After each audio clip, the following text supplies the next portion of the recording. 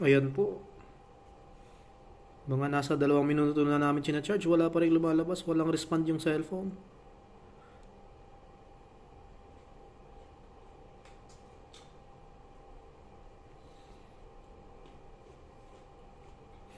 Ten seconds na, wala pa rin respond pa rin talaga yung phone. May factory defect po. Di po nag-open, walang respond. Working naman po yung